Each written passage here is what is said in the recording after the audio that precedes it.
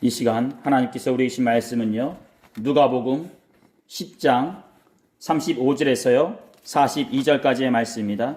누가복음 10장 35절에서 42절까지의 말씀, 제가 가지고 있는 성경책으로는 신약성경 111쪽입니다.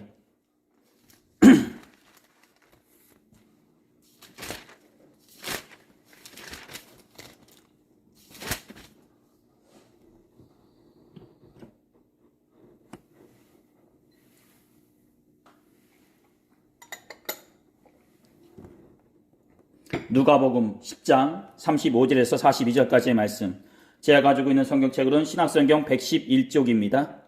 다 찾으신 줄 믿고요. 제가 한 절 읽고 여러분 한 절 읽다가 마지막 42절은요 다 같이 읽도록 하겠습니다. 그들이 길 갈 때에 예수께서 한 마을에 들어가심에 마르다라 이름하는 한 여자가 자기 집으로 영접하더라.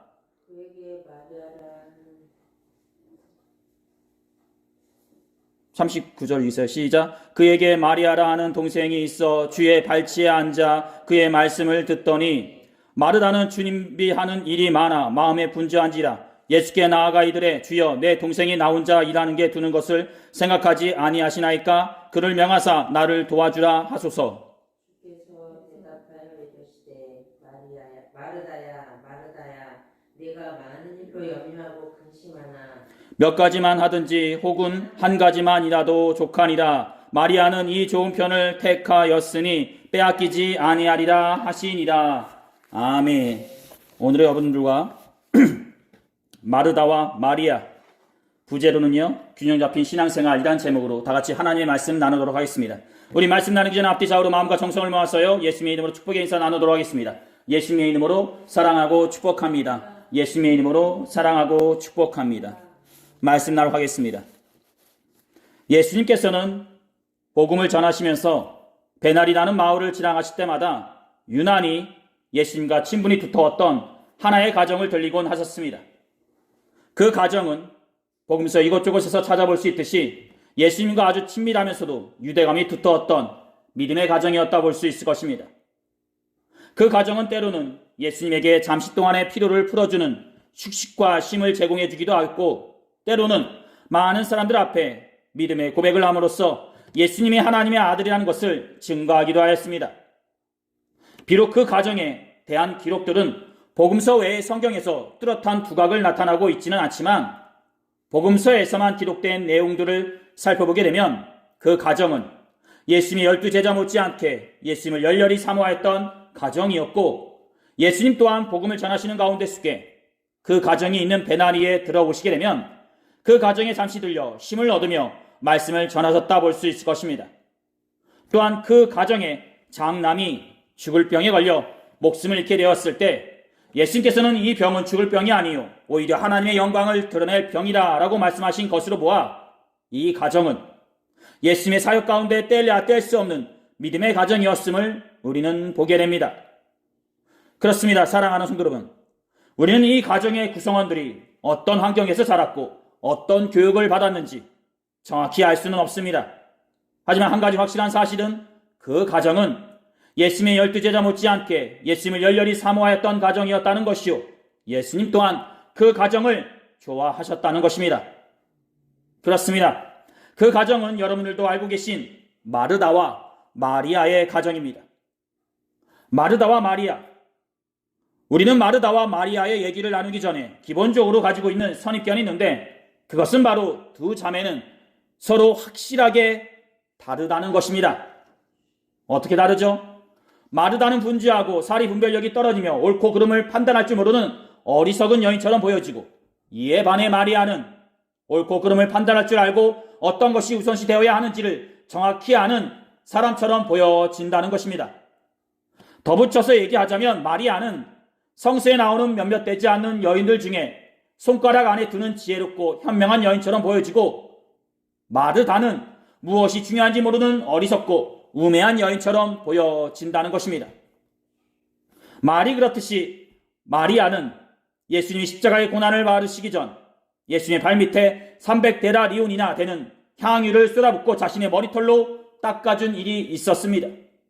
그리고 이 일에 관해 후대의 사람들은 평가하기를 성서에 나오는 어떤 왕에게 기름 부은 사건보다 더 값지고 더 의미 있는 사건이다 해석하기도 합니다. 또한 어떤 이는 이 사건을 예수님의 죽음을 예견한 마리아의 지혜로움이다 평가하는 사람도 있습니다. 반면 언니 마르다는요, 그녀는 동생 마리아의 빛에 가려져 제대로 기억되지도 못하고 제대로 평가 한번 받아보지 못한 아주 불쌍한 여인처럼 보여집니다. 아마 구약 초반에 나오는 가인과 아벨의 형제처럼 우리는 한 부모에게서 나왔지만 달라도 너무 다른 그 모습을 복음서의 마르다와 마리아의 모습에서 다시 한번 보게 된다는 것입니다. 그렇습니다. 그만큼 두 자매는 달라도 너무 달랐다는 것입니다. 한 명은 활동적이고 외향적이며 분주히 일하고 봉사하는 것을 좋아한 반면 한 명은 조용하고 내향적이며 먼 날 주님을 더 잘 섬기기 위해 지금 주님의 말씀을 듣고 배우는 것을 좋아했다라는 것입니다. 한 명은 조급한 성격의 사람이었고 한 명은 언제든지 여유를 부릴 줄 아는 사람이었습니다. 이렇듯 이 두 자매는 달라도 너무 달랐습니다. 하지만 이 두 자매에게도 같은 점이 하나 있었는데 그것은 바로 예수님을 그 누구보다 사모하고 믿고 있었다라는 것입니다. 요한복음 11장을 보게 되면 예수님이 행하셨던 기적 중에 최고의 정점이라 할 수 있는 죽은 사람이 살아나는 사건이 나오게 됩니다. 즉 예수님의 기적의 현장이 보게 되면 하나둘씩 이루어지게 되면서 11장에 보아서는 죽은 사람을 살리시는 그야말로 기적 중에 기적의 모습을 보여주신다라는 것입니다. 그야말로 요한복음에서 전개되어지는 예수님의 기적 중에 최고의 정점이라 볼 수 있고요. 이 사건 이후 바리새파 사람들이 예수님을 죽이려고 본격적으로 모의하였다고 기록되어지고 있습니다. 그런데 이 사건을 통해 우리는 이 두 자매의 믿음의 고백도 함께 보게 된다는 것입니다. 사랑하는 성도 여러분, 이 두 자매는 어떤 말을, 어떤 고백을 하였습니까? 여기에서 이 두 자매는 이렇게 고백합니다. 예수님, 주님께서 여기 계셨더라면 내 오라버니가 죽지 아니하였을 것입니다. 하지만 주님께서 하나님께 구하는 모든 것들을 다 하나님께서 하실 줄 믿습니다. 라고 말이죠. 비록 이 두 자매가 예수님의 고난 뒤에 숨겨진 그 부활을 믿지 않았다 할지라도 마르다, 마리아 이 두 자매는 예수님이 그 누구보다 위대한 하나님의 종이었다는 것을 그 누구보다 확실하게 알고 있었다는 것입니다. 사랑하는 성도 여러분, 이 두 자매는 각자의 성격과 행동이 달랐고 각자가 추구하는 섬김의 모습이 달랐습니다. 또한 이 두 자매의 믿음과 신앙생활 또한 현재의 우리보다 부족하지 않았다 볼 수 있을 것입니다. 그녀들은 어디에도 속해 있지 않은 명예 없는 나사렛 출신의 젊은 예수님에게 당시 1년치 되는 노동자의 품삯을 쏟아 부었던 자들이었고 언제든지 예수님께서 베날이라는 마을을 지나가실 때면 자신들의 집에 초대하여 먹을 것과 숙식을 제공해 주면서 그분의 사역 가운데 조금이나마 도움을 주고자 노력하였다 볼 수 있을 것입니다. 그리고 또한 오늘 본문에서도 아시듯이 이 두 자매는 여느 때와 다를 바 없이 예수님을 초대하여 그분을 섬기고 있다는 것입니다. 38절에서 알 수 있듯이 예수님께서 마을에 들어서시게 되자 언니 마르다가 예수님을 자신들의 집으로 초대하게 됩니다. 즉 예수님께서 알아서 마르다의 집에 들어가신 것이 아니라 마르다라는 여인이 직접 밖으로 나와서 예수님을 초대하였다는 것입니다.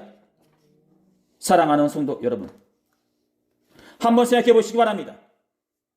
예수님께서 마을에 들어가셨습니다.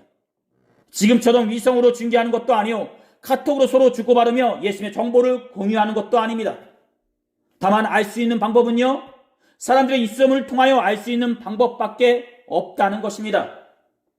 예수께서 마을에 들어오셨다는 것이 동네 사람들의 입을 통하여 전해졌을 것이요, 그러자 그녀는 순간 하던 일을 멈추고 예수님을 찾아 나섰을 것입니다. 비록 38절에서 예수께서 한 마을에 들어가심에 마르다라 이름하는 한 여자가 자기 집으로 영접하더라 라고 간략하게 전개되어지고 있지만 이 38절 한 절에는 참 많은 이야기가 숨겨져 있는 것입니다. 즉 예수님의 주위에는 항상 어떻죠? 많은 사람들이 모여들었을 것이요 그 많은 사람들 사이에 마르다 또한 예수님을 뵙기 위해 끼어들었을 것입니다. 예수님을 뵙기 위해 뽕나무 위에 올라갔던 삭개오처럼 마르다 또한 여인의 몸으로 여기 치고 저기 치며 예수님 앞에 섰을 것입니다. 그리고 이렇게 얘기했을 것입니다. 예수님, 오늘은 저희 집에서 쉬시죠 라고 말이죠. 예수님께서 흔쾌히 승낙하시자 마르다는 뛸 듯이 기뻤을 것이요, 그 길로 오늘 저녁은 무엇을 대접해 드려야 할지 즐거운 고민에 빠졌을 것입니다. 그녀는 자신이 생각하고 있는 모든 요리의 레시피를 생각해 보았을 것이요, 더 뭐가 필요하고 더 뭐를 사드려야 할지 고민하였을 것입니다. 그녀는 평소에 생각해 두었던 수프와 빵 등 온갖 식단을 들춰보았을 것이요, 그리고 가지고 있던 요리책은 다 꺼내 들어보았을 것입니다. 이렇게 그녀가 난리법석을 치는 것도 다 이유가 있는 게 무엇 때문입니까? 그녀가 초대한 분이 바로 예수님이 아니십니까? 유단강에서 수많은 사람들에게 세례를 베풀었던 자가 나는 그의 신발끈도 풀 만한 자격이 없다라고 얘기한 그 예수님이 아니십니까? 이 시대의 최고의 설교자요, 능력자라 할 수 있고 그가 구하는 것이라면 하나님께서 무엇이든지 들어주시는 바로 그 예수님이 아니십니까? 그런데 중요한 것은요, 그 예수님이 바로 오늘 저녁에 그녀의 집에 오는 것입니다. 아니, 저와 여러분들이 살고 있는 집에 온 것입니다. 기분이 어떨까 싶습니다. 벅차고 설레이고 무엇으로 바꿀 수 없는 그런 기쁨이 몰려왔을 것입니다. 그녀는 긴 고민 끝에 결정을 내리게 됩니다. 그래, 이게 예수님께 드릴 음식으로 딱 맞을 거야 라고 말이죠. 그녀는 사람을 시켜서 양을 잡게 하고요, 어떤 사람에게는 시장에 보내어 무엇이 필요한지 사오라고 시켰을 것입니다. 마르다의 입장에서 13명, 아니 어쩌면 그보다 더 많은 그 배고픈 남자들을 영접해야 한다는 것은 손이 10개라도 부족하였을 것입니다. 그녀는 하나라도 더 자신의 부엌에서 도와줄 사람이 필요했을 것입니다. 즉, 그녀의 입장에서는 할 일은 너무나도 많은데 그와 반대로 시간은 터무니없이 부족하였던 것입니다. 음식은 짜거나 싱겁지는 않은지, 또는 음식을 담을 그릇은 너무 볼품없어 보이진 않은지, 예수님과 제자들이 하룻밤 묵을 방은 어떻고 이불은 어떻고 난방과 냉방은 잘 돌아가고 있는지 그녀는 하나부터 열까지 다 살펴보고 다 점검해 보았을 것입니다. 그런 상황에 마르다는 자신의 동생을 찾아보게 됩니다. 마리아야, 어디에 있니? 여기에서 날 좀 도와주지 않겠니? 라고 말이죠.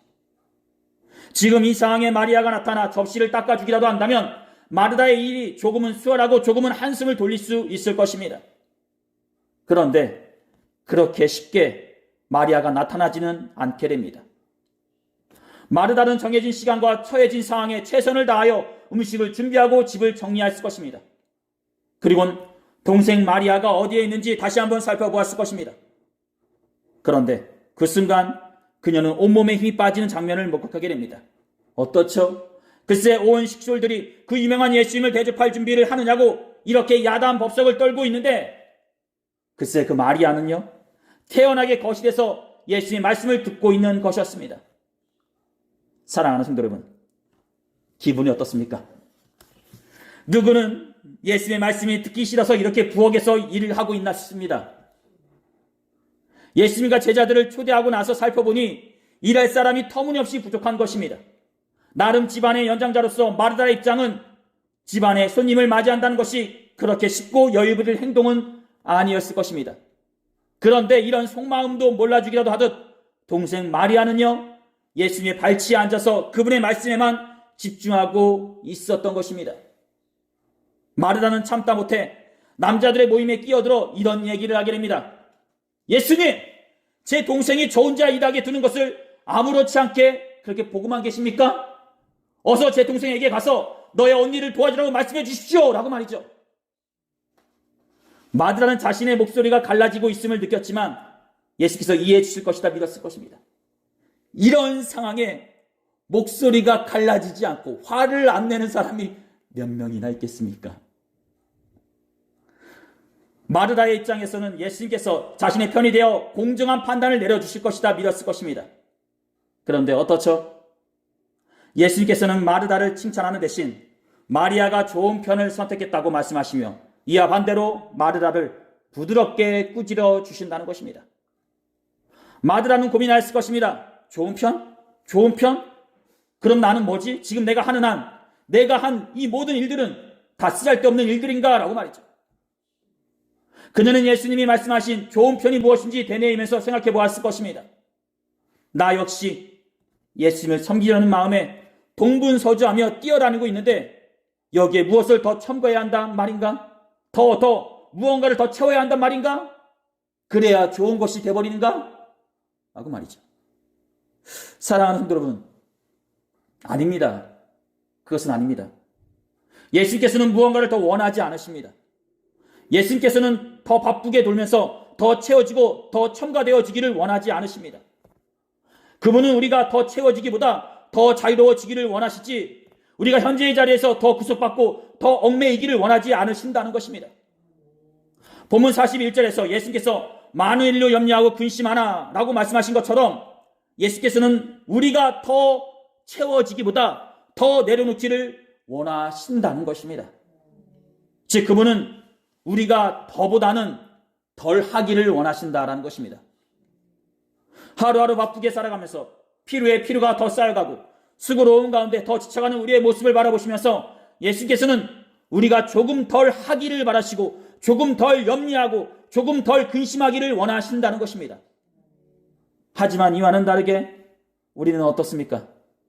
월, 화, 수, 목, 금, 토, 일 하루도 빠짐없이 스케줄이 비어있는 날이 없는 것이 우리들이 살아가는 삶의 모습이라는 것입니다.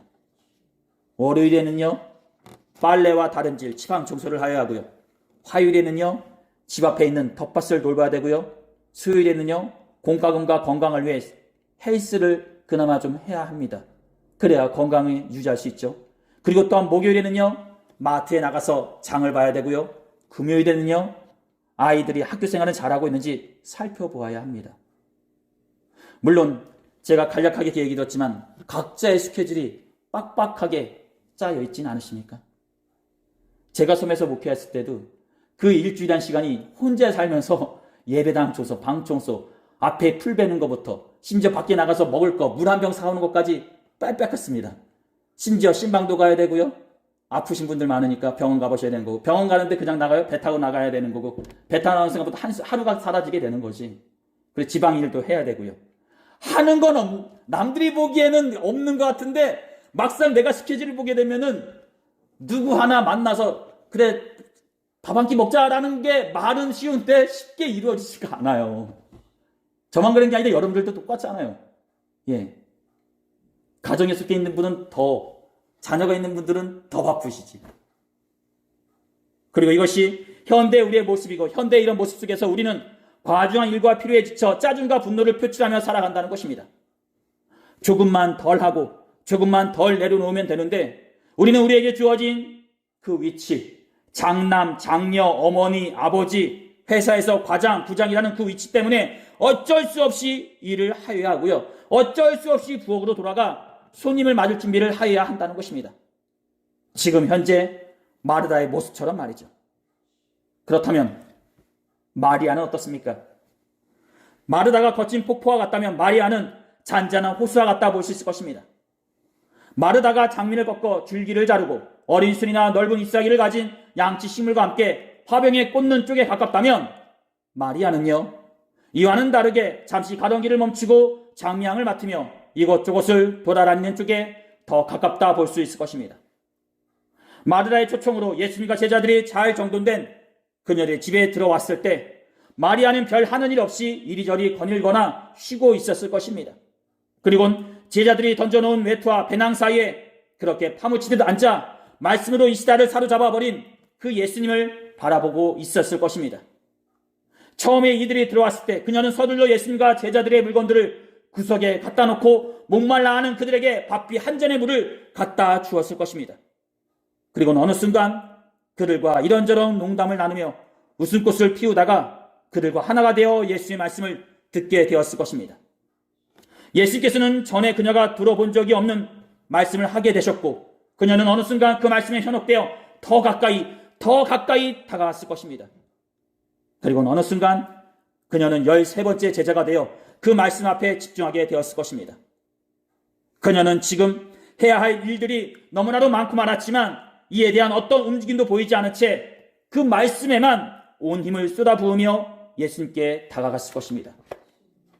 그녀는 분명 주위의 움직임을 느꼈을 것입니다. 하지만 지금 예수의 말씀을 듣는 것을 여기에서 끊고 다시 일어서기가 생각처럼 쉽지가 않았을 것입니다. 즉 마리아는 오늘 산더미처럼 쌓이는 그 일들을 잠시 접어들어라도 예수의 말씀을 선택하였던 것입니다.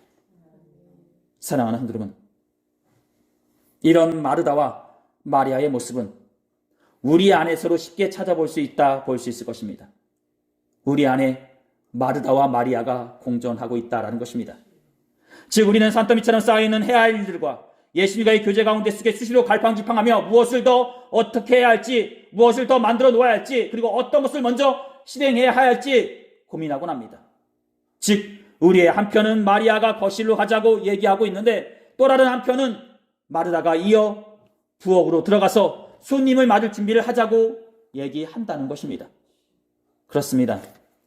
그야말로 하루하루가 치열하고 긴박한 상황 속에 우리는 항상 일과 예배, 사역과 교제 가운데 속에 수없이 많은 선택과 후회를 반복하며 살아간다는 것입니다.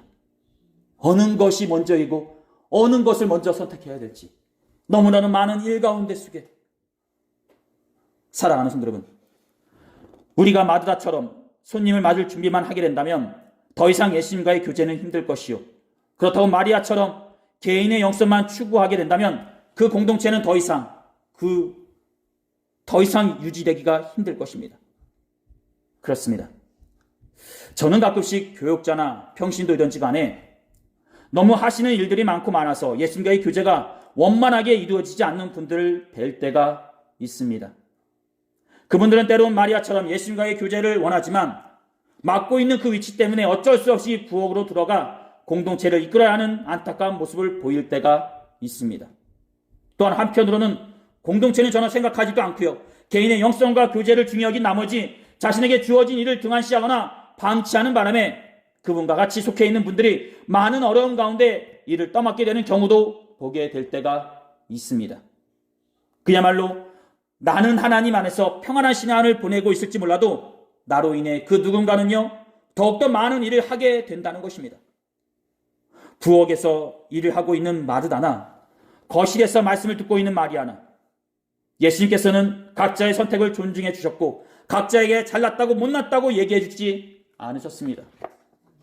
다만 동생을 향해 성을 내는 마르다에게 치근하게 바라보시며 마르다야 마르다야 하시며 너는 지금 여러 가지 생각으로 인하여 혼란에 빠져 있다라고 말씀만 해 주실 뿐이었습니다. 그리고 마리아의 선택을 존중해 주시면서 그 말씀을 듣는 것에 대해 해방하지 않으시며 그를 인정해 주셨습니다. 사랑하는 성도 여러분, 영적 일이라고 해서 높은 것이 아니요 육적 일이라고 해서 낮은 것이 아닙니다. 어느 것은 좋고 어느 것은 나쁘다? 아닙니다. 우리에겐 둘 다 똑같이 중요한 것이요 어느 것 하나 부족한 것 없이 둘 다 똑같이 균형 잡힌 생활을 하여야 하는 것입니다. 균형을 이루는 삶, 그렇습니다. 이것이 바로 오늘 말씀의 주제인 것이요 제가 여러분들에게 드리고 싶은 말씀인 것입니다. 그리고 그것이 성경에서 얘기하고 있는 제자들의 삶의 모습인 것입니다. 한쪽으로 극단적으로 치우친 것도 아니라 골고루 균형적인 삶을 이루어가는 것, 영적이면서도 육을 가진 존재로서 맡겨진 일에 충실히 살아가는 것.